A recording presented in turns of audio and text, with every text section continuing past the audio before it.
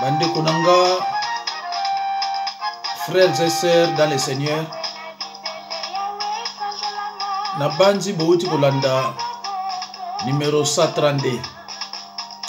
Ndeko Sokozolanda, Banseignement Nanga, Toza Kolanda, Ban message Nanga, et Sengeli Otalaka Ban numéro.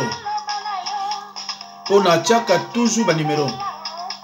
Sauf na enseignement il y a les péchés, ses conséquences et remèdes. Dès na cela qui erreur, on y a comme 017, na comme 0017. Donc ce que tu as ça 0116, il faut les canaux 0117, na tcha 0017, mes excuses. Bandeko, na kolo banabino ke eza na bino mutu kolandakanga na politique nzambe asalaki ke alekisanga mpe nalobaka mwa moke maka bapolitike bato ebele badécouvrir nga mpe oyo baza na bapasi baleka na badélivrance. Effectivement bato ebele badécouvrir ngai ebele mpe baleki na badélivrance mpe bamoni changement na banzoto na bango. Bandeko Nanga na bino boye bino mutu bolandaka nga na sengi na bino boye ezala olingaka makambo nzambe olinga makambo nzambe te sala nyonso bandeko Nanga olanda mateya oyo eza na titre ya le péché, ses conséquences et remèdes. Na sengi bino bolimbisi eko aider yo ko fongolo makambo ebele o bandango na 110 010 ti na 017. Mais beaucoup ya ko remarquer que 017 na saki erreur na komaki 0017 alors que zali 0117.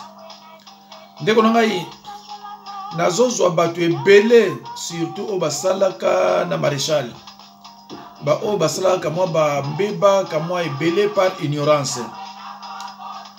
Tango bazoyoka enseignement wana maya miso zobima bango. Nazana bato musu baza na États-Unis bauta pe obenga babi papa mateya wana vous avez frappé fort. Alors na sengi na yo mutu kolanda ngai ndeko na ngai poza ndeko na ngai sala nyonso tango ozotala oyo omona place moko bakoma s'abonner et place moko bakoma Pasteur Jacques fina pa bacha Pasteur Jacques omona basinema na nyonso tango komona yango banda kolandaka 110 111 112 113 114 115 kosala kwa jour moko soko esili naza siri kobenga nga pour koyeba pourquoi on a impuissance précoce, impuissance sexuelle précoce. Okoyeba pourquoi on mimonaka toujours on a Kinshasa.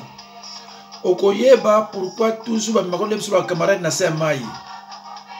Okoyeba pourquoi bambwa balandaka yo, ba policier balandaka yo, pourquoi soko lali o monaka mari de nuit ou femme de nuit. Okoyeba pourquoi oliaka na ba restaurant na butu.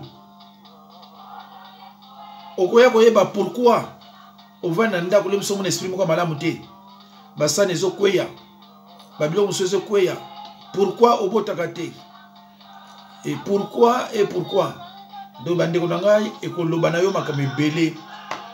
Alors bandeko na ngai nalingi na répéter susu pona avant na kota tina se ya message ya lelo ezana bino bozo sanga ba reproche yango zo continuer ti lelo ya koloba na ngai que numéro nanga na pesa on toujours mbang.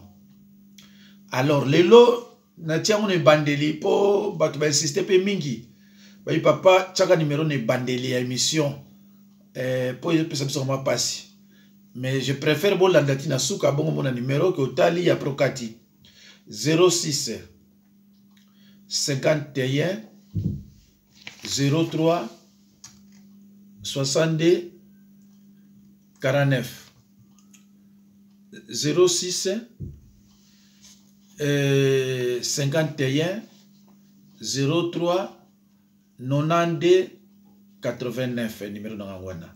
Alo bandeko nanga lelo ezali kamunini na banzi ndeko bouti na 131, c'est-à-dire soki oyo tali yango te, soki oyo zotala yango et que 131 otalaki yango te, pardon 132 otalaki yango te po oyo eza 133. Soko otalaki 132 te na sengi na yo ndeko nanga oluka otala 132 po na 132 na expliquer différence nini eza entre sorcier na sataniste. Sorcier aza mutu oyo akendeki koluka l'argent facilité. Ba pesa ki yango tango azaki mwana muke. Kotansoki.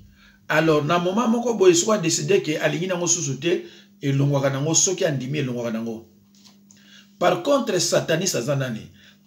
Sataniste azali mutu oyo yo tango mususu souvent bazaki na sorcellerie mais ake koluka l'argent facile. Akoma chef de l'orchestre, akoma patron munene, ake koluka argent facile. Ye wana babengaka sataniste. Tango ake koluka argent facile, akosala pacte ya makila. Alors soki asali pacte ya makila, il faut apesa, il faut aboma, quel que soit ndenge nini. Mais pacte ya makila kosala ngo, tango basengi ye batu. C'est-à-dire, ba melise liboso makila ya batu, na ba nyongo ya batu, et komisiye motema mabe. Tango komisiye motema mabe, asigné sikoyo pacte. Na pacte wana, bako senga ile mso 60 personnes, ile mso 70 personnes. Mais ye akokamwa, ndenge ndeko ifonge, François ifonge akamwaka, tango basenga kai 48 personnes. Mais tango basenga kai 48 personnes, atuna ki bango mesiko nga na kopesa ngo ndenge nini olie aboya me atuna ki bango na kopesa ngo ndenge nini ba bandi ko expliquer ye que te soki bis to fula to taxi bis et que na descente to ko benda siko yo frère après ko zo même 10 ko zo même 5 et ainsi de suite.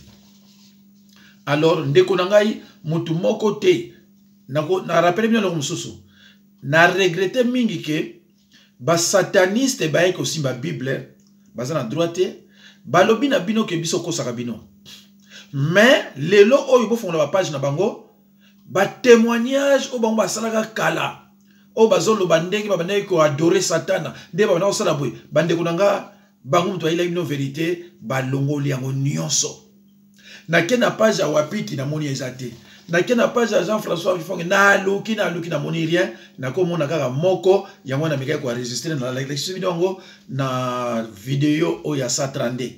Alors soki yo ye na vérité il faut obomba makambo oyo lo bakala parce que makambo wana nde tango bandi ko lo balelo ko mosala nzambe to ko zulo makambo oyo moko lo baka to tindi yango parce que ça na banda nzambe mususu tango zo lo bana ye Kingandi ou bien Jean-François il faut gagner sataniste. Azon dimate. Pourquoi azon dimate? Parce que biloko onyo so ya chaki alongoli yango abwaki yango. Alo bandiko nangai ndenge na ye awa lelo na ye pona finga bango te. Mais na ye pona aider bango na lobana bango baya na confession et repentance. Il y a une différence entre témoignage, confession et repentance. Soki outi na misala mabe outi ko lia batu, outi ko sacrifier batu ndenge na ndenge, il faut oya na confession de péché et puis suivi d'une repentance sincère. Mais ndeko nangai, soki yo outi na monde wana ko servir Satan, ndenge Jean Fongi alobayi ki abanene ko adorer Satan, c'est déjà un lo moi osaka nangote. Alors tango yo lobi ke otiki bino nyonso oyo ba sataniste na otanga bakombo awa tango bozongi boye ko sala témoignage tango zo sala témoignage na yo omemi na Bible tango sisi ko sala témoignage non na makamuso ya solo na lukuta mbala moko lobi je suis serviteur de Dieu. Bon peut-être oyebi procédure te yango nanga na ye lelo en tant que pasteur oyo eza musala ngai na la sabino procédure pona bo bima na makamona. C'est vrai que bino ba sataniste même au tiki olobi na bato tiki mais miso oyo sata fongolaka ekufaka lisusu te. C'est pour cela boza interdit ya kosimba Bible pe koleka kote ya bato. Sataniste moko na Bible ateyaka bato azate. Sataniste moko na Bible Jésus Christ azwaka yeba teya azate. Sataniste moko na Bible apôtre Paul bazwaka yeba teya azate. Sataniste wasalaka pacte ya makila na Satan a sacrifier bato ndenge na ndenge akoki koya susu kosimba Bible te a prêcher bato parole même après sa repentance. Donc confession de péché au sala, repentance au sala, ezali et aider yo ba diminuer ba peine na yo. Parce que yeba que si on pesa bato par exemple 30 personnes, même 10, ceux qui au koufi, la Bible dit après la mort vient le jugement. Ceux qui au koufi, bato yo bomaka, bazo zela yo.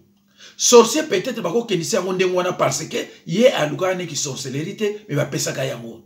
Mais yo ok ko zwango consciemment ndenge journaliste oyo abane ko interroger Jean-François Ifonge atuni donc tango zo kende oyebaki déjà boy parce que mateya abane ko teya bana kala oyo pe na moni ya docteur Wapiti batuna ki ye mais est-ce que vous êtes conscient andimi effectivement na conscient tango bango ba kende ke po ba signer pacte ya makila bazalaka conscient exact ka yebite. Mais ndoki tant ba pesa yiki ndoki ayebite. Donc différence oeza ndeko nanga yangwana. Alors ndeko tangu yo ozako kendeke kolanda mateya ya sataniste. Oyo nga nazo yebisa yo kaza sataniste yo lingo ndibango te. Yeba kendeko ozako sala péché de participation. Au côté là on a 2 Jean 10:11. Paulo azako pekisa batu, kolanda mateya ya motoyo babengi sataniste. Eza strictement vraiment interdit. Allo bandeko, nazui ka mwa mobulu awa, po nazomona susu ba minute te, donc vraiment ekokatanga briskement. Allo bandeko nangai. Bible lobi na biso na Marc 10:46 à 52. Abandonnez le vieux manteau afin de recouvrer la vie comme Bartimée.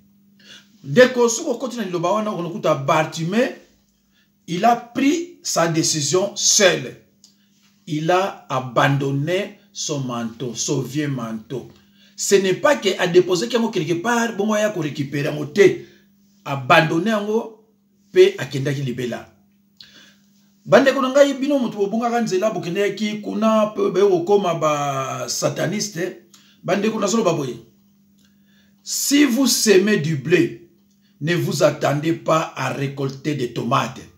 Job 4:8, Proverbe 22:8, Osée 8:7.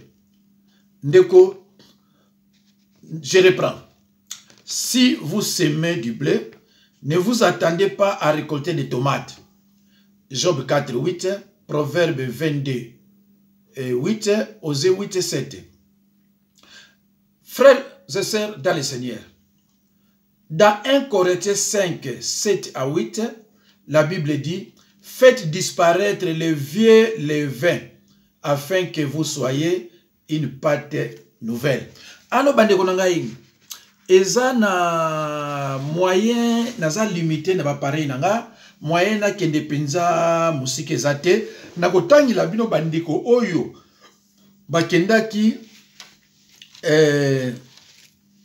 kosala pacte makila na satana, me baya na délivrance te. Baleka mbala moko basali témoignage, ale mbala moko balobi je suis serviteur de Dieu. Bandeko et ça la makandengona te. Mais le col la baza ba sataniste, babi procédure te, c'est tout à fait normal, baya to la kisabango. Mes chers frères et sœurs dans le Seigneur, toute délivrance commence par la confession des péchés et la renonciation définitive aux pratiques. Confession des péchés selon 1 Jean 1:9. Il faut olekana nouana. Il faut aucune église. Ceux qui ont comme une église, basal nzambe bako apprendre yo qu'est-ce que le péché, l'amour, le pardon. Parce que un sorcier, un sataniste, azan amour te, azan a haine. Azan jamais d'amour. L'amour de ténèbres, l'amour des athées. Yangwana ndeko, basenga kandoki pardon te. Parce que si azan déterminé à kusalo mabe, akosala yo mabe sans pitié. Aza mutu, aza na amour te, aza na haine. Yango no mona basi musuba bala mibale bandoki, tango a aider mutu wana ndoki pa akimi, aza même reconnaissant pa ya mwasi wana te, akomi kutu Marie de nuit na ye. Donc, bandeko na ngai na lobi bien. Toute délivrance commence par la confession des péchés et la rénonciation définitive aux pratiques. S'il n'y a pas de vraie conviction de péché, il est souhaitable d'attendre et de continuer à subir les conséquences.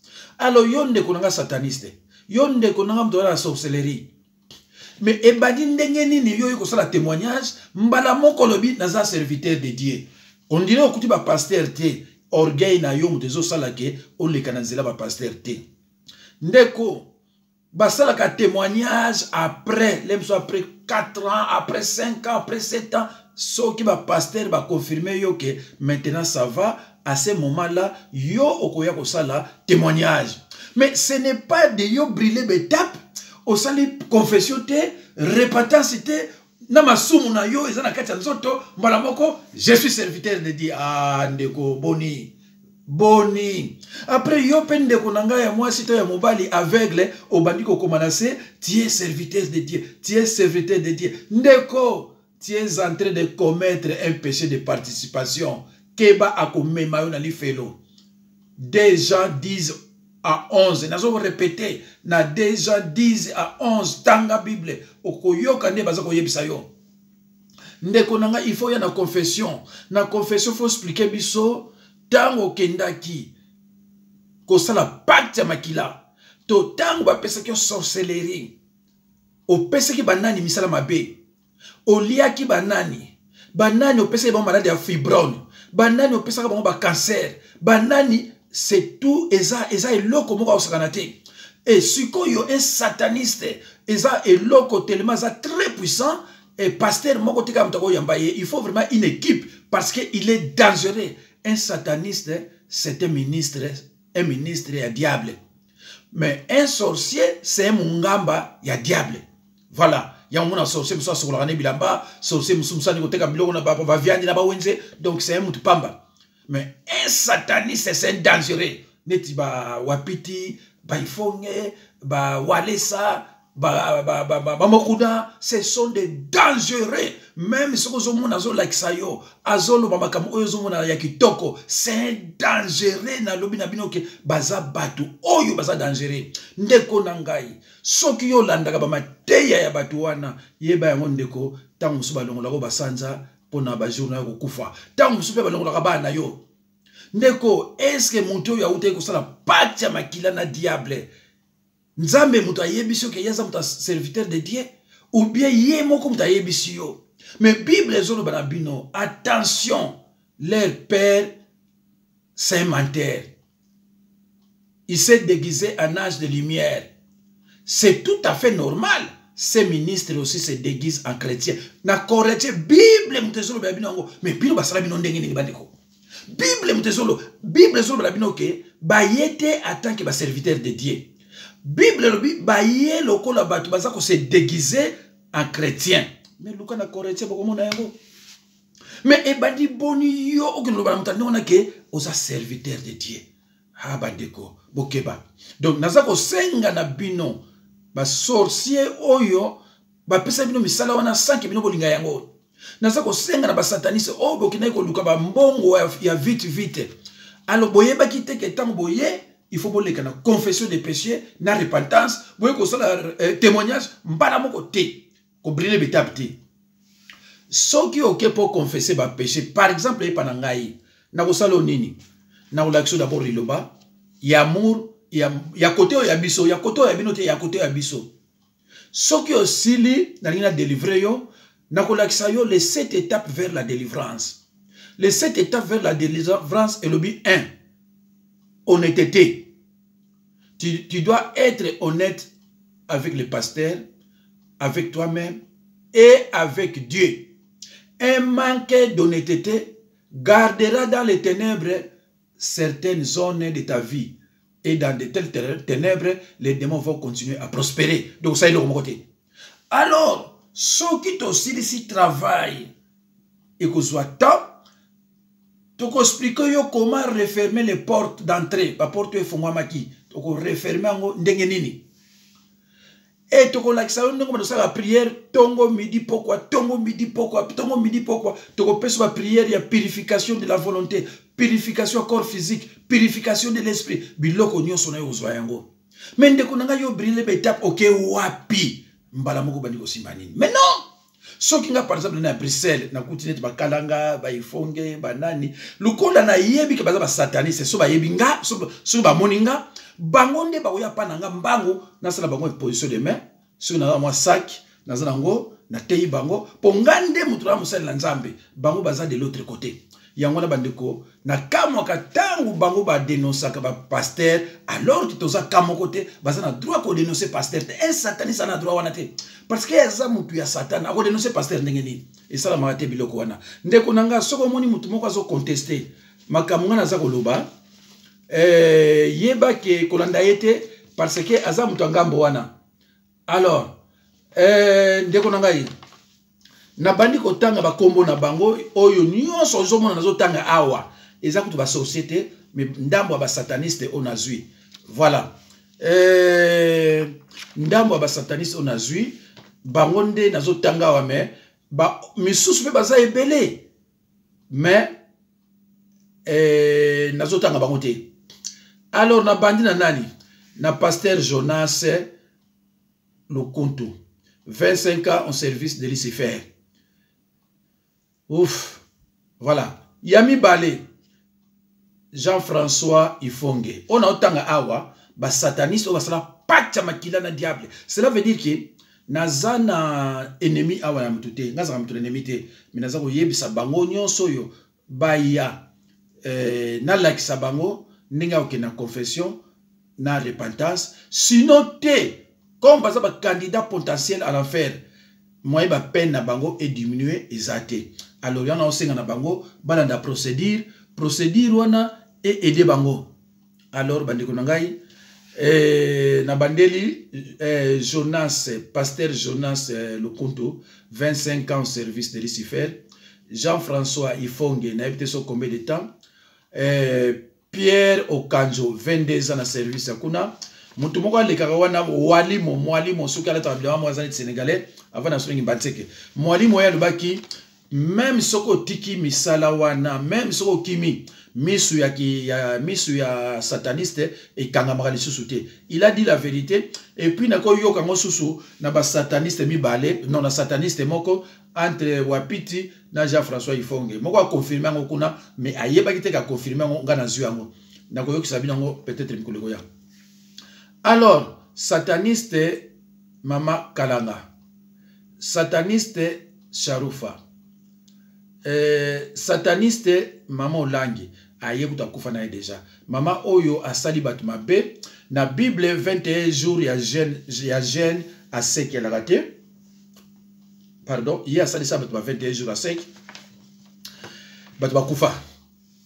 Donc je crois que Azako Sami Samakuna. Alors, évangéliste Guy Christ na Bruxelles, c'est un sataniste, Aïbiango sur la Zolbanini, sataniste Moïse Mbiye, Oyo, Ifonga Lobaki Naye, Azasugi Gege Suginani, évangéliste Paul Adam, évangéliste Wale Sakabundi,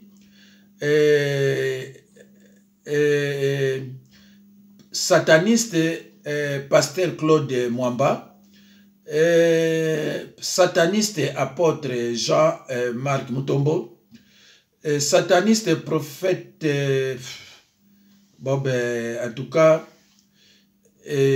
nazana batu mususu awa me, na continuer koloba bango te, bino boyebi bango, nazo rappeler bino bandeko nanga ke, na Bruxelles ezali capitale ya ba sataniste congolais. Ba sataniste congolais bafandi mingi na Bruxelles ke na France na Suisse na banima te. sur le taliban on sur nokuta wa Peter za kuna kuta nani Jean-François Ifonga za kuna oba sala succès on okuta na sur Tony Silas za kuna on okuta nani ba Guy Christe on okuta ba mama Kalanga on okuta ba Charuf donc capital penda ba sataniste ba dikunanga et vendre kuna yango wana ngai na ningo tika bango te ba se perdre comme ça ba kufa ba ke lifelo ba bima libela mais na confession so ki ozo ça la témoignage on a liaki boye on a sala ki boneti mama Kalanga lo ba ke akendaka na nsele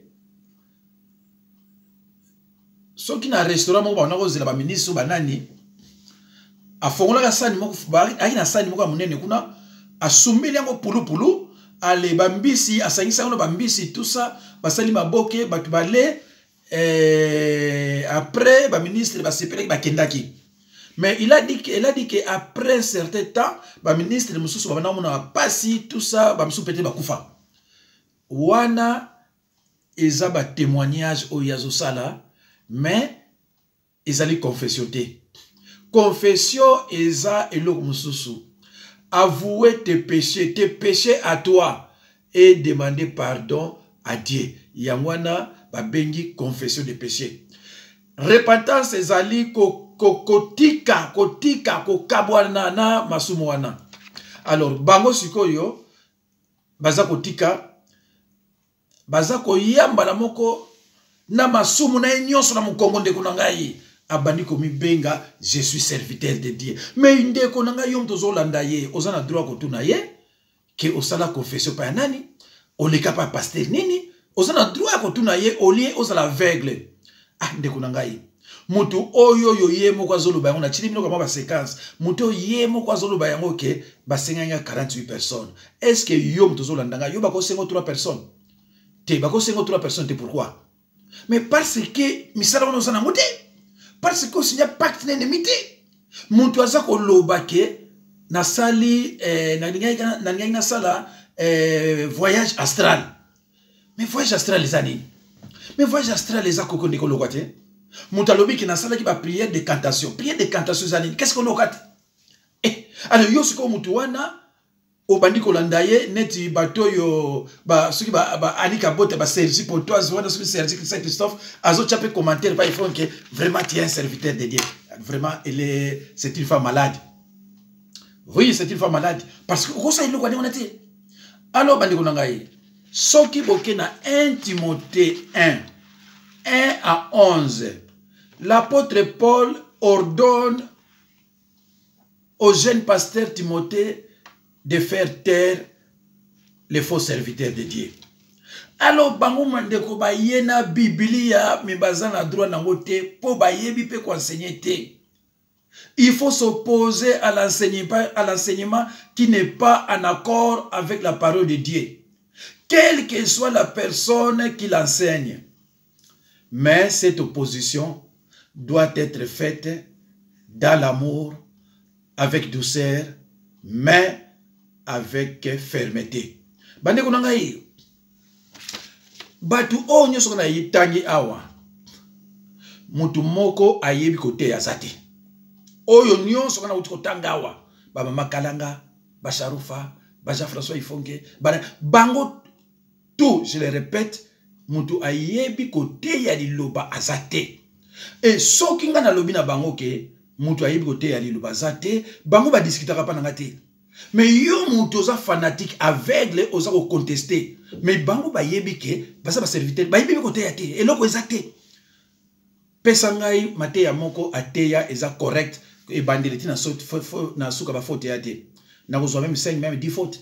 Ba yebi lo te pe basa na droit te. O ngana zoloba eza ndengo wana.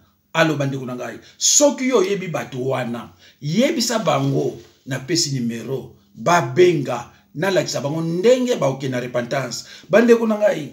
Soki nga na lobi na banzi bomoni tango na lobaka ba sataniste bakozwa basi moko mibale na ko répondre basi wana sosiko na tikile bango temps ba bima soki makambo ba keza solo ba confirmer yango basi wana bakima ba bima te. Basi wana ba contacter ki bango ba salir nga ba lobake nga ngai ko violer bango. Moko ça fait 12 ans na yebi écouter, moko ça fait que 3 ans. Alors basi wana tango ba ye, tango ba bandi ko loba bayebi ke likambo ya solo te balobi likama viol te. Alors bato batindeki bango bakomi bango moko ke viol mais bango baboyi ko bango parce bayebi yango te. Alors bato tango balandi yango tango batali âge nanga est-ce que ngaza na force ya violer moi c'est kotala ngana est-ce que ngana âge ngaza na force ya violer moi c'est n'importe quoi. Alors bato tango balandi yango batali âge nanga batali mateya nanga na komi populaire ya kosakana te bayipa nanga yi. Alors batu yango eza mawa na janvier oyo bazusu mwana mwasi moko kaka bango batindi ye parce que baza na basi yango ebele baza soki 10 batindi basi yango mwasi wana avana na Paris akende kofundanga na police. Mwasi wana tango bando kokende akomi na nzela nzambe atouche ye abanga kanda na nzambe pona musala na nzambe. Akomi kuna makambo aloba na police pa aloba akomi kuna changer yango. Alobi makambo susu police a comprendre te. Tango ba beninga na koma kuna boye babi procureur abidi batikanga ba classe yango sans suite. Mwana mwasi wana soni. Batuninga na suka na babi olingo okosala siko mwasi wana nini. Nabi non, je vais continuer à prier pour elle. Je la pardonne et je vais continuer à prier pour elle. Babi bon, il y a pas de problème. Nake. Babi so ngo porter plainte to porter nabi non, ngana porter plainte te. Jugement ya nkolo leki makasi ke o ya ba plainte wana. Donc troisième mwasi ba uti kozwa na yebisa ki binango susute mais na vidéo moko oya na koleka pona livrer bango na Satan. Voilà. Mais batu o batine bango ba yebi déjà que échoué. Parmi bango mwasi moko abenga nga pona osenga pardon na ndenge ba utiliser ki na ba sataniste pas salir ngai melikamute bino obolanda ngai soki bomoni ba bimisi mususu bozwa ngo a considération te po ba yebi ke eza combat mais ngai nazoluka combat pa na bango te mais nazako senga na bango ba kende na procédure normale ya confession de péché na repentance moko sincère nzambe akoyeba akosala nini pona bango mais koyaka kaboye outi kosala pacte makila na satana o sacrifier batu oye kosala témoignage non mbala moko o se autoproclamer serviteur de Dieu ndeko nanga ozo bakisa masumu. Donc soko ozana matoyi vraiment akoyoka sala nyonso ndeko nanga obenganga na lakisa yo ndenge nini okokota na confession de péché. Alors bandeko nangai na banzi bino tolanda ngai na suki wana nzambe apambola bino tokokuta na kaka nazo sala so mususu. Merci beaucoup. Nzambe apambola bino. Je crois que numéro na ko bandela ngo 0651 03 92 89 06 51 03 92 89. Nzambe apambola bino. Ba oyo basabone te bo s'abonner. Soki obandi ko ko mateya na ngo plaisir.